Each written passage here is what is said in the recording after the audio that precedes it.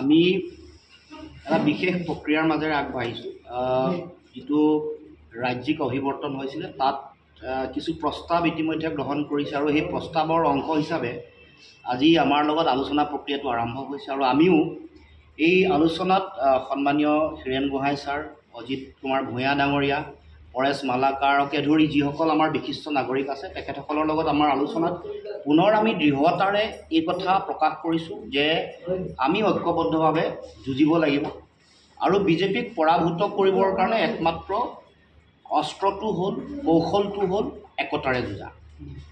এইটো আমাৰ অসম জাতীয় পৰিষদৰ বিষয় নহয়, এইটো জনগণৰ বিষয়। অসমৰ যি ফেচিজিম বা যি ধৰণৰ জনগণক সংকটত পেলোৱা ৰাজনীতি বিজেপিয়ে কৰিছে, যিসকলে এই পৰিস্থিতিৰ পৰা পৰিত্ৰাণ বিচাৰে, যিসকলে দেশৰ সংবিধান গণতন্ত্ৰ সুৰক্ষিত কৰিব খোজে, সকলো ৰাইজেই আমাৰ ৰাজনৈতিক দলসমূহ বিৰোধীক একেলগে আগবঢ়াটো বিচাৰিছে।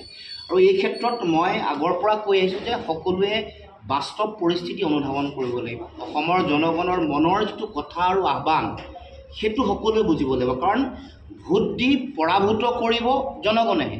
গতিকে জনগণৰ চিন্তা, তেওঁলোকৰ যিটো লক্ষ্য আৰু উদ্দেশ্য বা তেওঁলোকৰ যিটো আহ্বান, ইয়াক আমি সকলোৱে শ্ৰদ্ধা কৰিব লাগিব। গতিকে মই সদায় যোগাত্মক, কাৰণ আমাৰ হাতত এইটোৱে বিকল্প আছে। গতিকে এই যিবোৰ নেতিবাচক কথা আপোনালোকে আলোচনালৈ আহিছে, মই ভাবোঁ যে এইবোৰ কথা কেতিয়াও ভৱিষ্যতৰ দিনসমূহত জনগণৰ যদি হৃদয়ৰ আহ্বান যদি আমি অনুভৱ আৰু উপলব্ধি কৰোঁ, তেতিয়াহ'লে ৰাজনৈতিক দল হিচাপে আমাৰ যিটো দায়িত্ব, জনগণৰ প্ৰতি যিটো দায়িত্ব, সেইটো প্ৰত্যেকেই পালন কৰিবলৈ বাধ্য।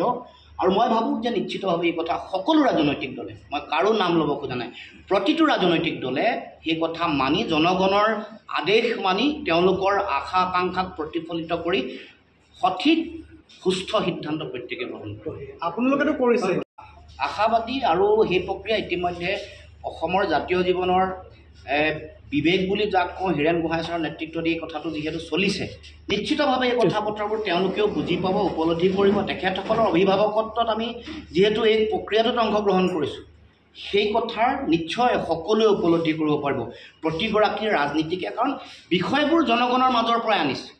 এই উপলব্ধিটো নিশ্চিতভাৱে প্ৰত্যেকৰে হ'ব। মই প্ৰচণ্ড আশাবাদী। সেইকাৰণে আহি থাকিব লগা দিনসমূহত গোটেই বিষয়টো যোগাত্মকভাৱে আগবাঢ়িব বুলি মই আশা কৰিছোঁ।